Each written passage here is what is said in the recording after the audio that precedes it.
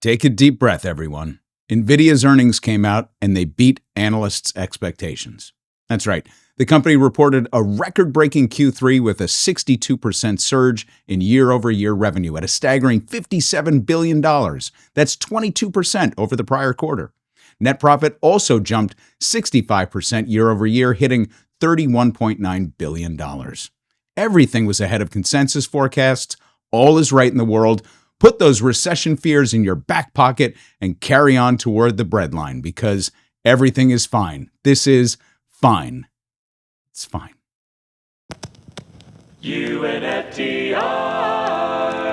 Let's start with the top and bottom line. So it is a beat, $1.30 adjusted EPS, earnings per share higher than the street, 5 cents higher on revenues of $57 billion. Also higher not only than the street, but higher than buy-side numbers in regards to data center revenue, which is contributing about almost 90% of total revenue. So a big factor. That is stronger, $51.2 billion. Wall Street loves this company. I mean, loves it. And why not? It's propping up the Mag 7 and the entire tech sector as a result. Also, it just has the best chips. I mean, it's a total flex for America. Like when Mohammed bin Salman visited the White House the other day to pledge up to $1 trillion in investments, he specifically cited data centers and AI infrastructure. Today and tomorrow, we're going to announce that we are going to increase that $600 billion to almost $1 trillion of investment, real investment and real opportunity by details in many areas. And the agreement that we are signing today in many areas in technology, in AI, in earth materials, magnet, etc. AI is America's new protein diet fad, and NVIDIA is the leading brand. You can't pick up an item on the store shelves these days without seeing a protein-infused logo. Just like you can't watch a financial news update without hearing about AI and the one company that's making it all happen. But here's the thing. If you consume only protein, the rest of your body actually shuts down. And that's exactly what's happening to the U.S. economy. Wall Street and this administration are so hyper-focused on building out data centers and computing power to supercharge AI development that we're ignoring the fundamentals of the rest of the economy. And here's what those fundamentals look like. The most updated numbers that we have. Foreclosures skyrocketed this year. October was up 3% over September, and they've jumped 19% this year. The major U.S. ports, especially Los Angeles, are reporting massive drops in cargo, thanks tariffs. Total container units are down 7.5% over last year, but the National Retail Federation predicts that further declines are going to happen in November of 14% and 18% in December. Bankruptcy filings in September were up 18% year over year. In August, it was 11.5%, so this is accelerating. And of the 49,000 bankruptcy filings in September alone, 42,000 of them were personal.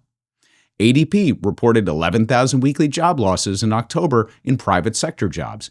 Challenger Gray & Christmas estimates that hiring for the holiday season will be at 2009 levels. Mass layoffs projected across multiple sectors. And Donald Trump is somehow proposing a $2,000 tariff dividend to every American. But here's the problem with that. We don't have the money. See, this is the thing that people aren't talking about. Not only are the American people going broke, so is the U.S. Treasury. I just did a deep dive on Midas Touch about how the new Treasury data that was finally released after the government shutdown, which prevented August and September numbers from going public, just came out. I mean, we had a sense that things were a bit rocky because of weaker demand in our Treasury auctions, but now we know conclusively that central banks the world over are pulling away from buying U.S. debt. And the gap is being filled by private sources, with the largest one being hedge funds domiciled in the Cayman Islands. The second largest source, by the way, is Japanese firms. And here's the problem with both of them. They aren't doing it because they love us and they believe in our economy and that the AI revolution that's powering our stock markets is going to take over the world. They're doing it because they're pulling off what's called daily basis trades that are highly leveraged and extremely risky. Now, the Midas piece goes into great detail about this, but the bottom line is that the rest of the world pretty much recognizes that our economy is teetering on the brink. But the one place that foreign sources continue to invest is the U.S. stock market, which helps explain why the flows are still so strong into equities. But if you look closely at NVIDIA, any rational economic observer would see two fatal flaws.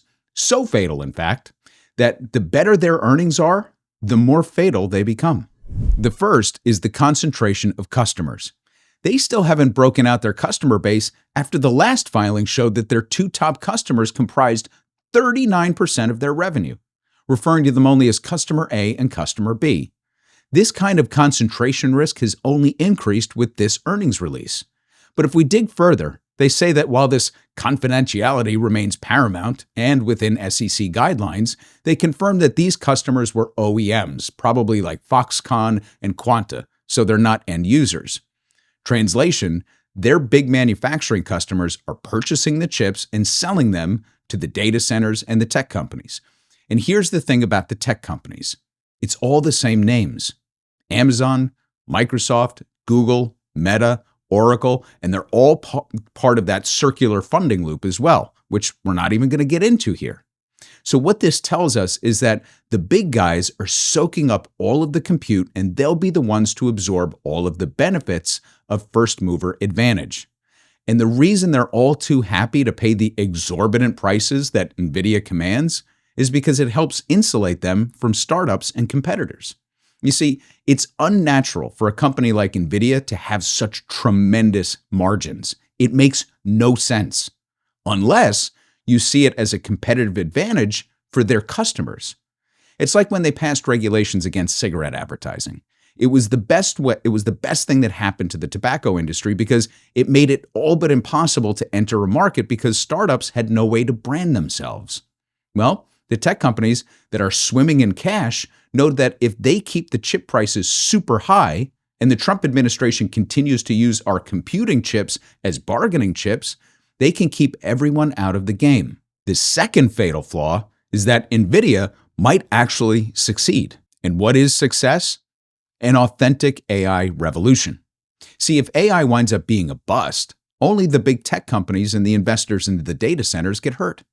The capital infusion into these companies is all from cheap and easy money that the big guys have been socking away since quantitative easing started in 2008. They are awash in cash, and this is where they've decided to spend it. And since the Trump administration decided to further slash corporate taxes and to pursue even more deregulation, they don't know what to do with all that cash. All for them and none for you. That's the downside equation of NVIDIA's success. Think about it. If AI broadly is a bust, then all that capital is flushed down the drain, and it will absolutely tank the stock market because the market has been driven by AI hype. If it succeeds, as they hope and plan for it to, then we'll suffer catastrophic job losses. As it is, 62% of Americans over the age of 18 are considered gainfully employed in this economy, 62%.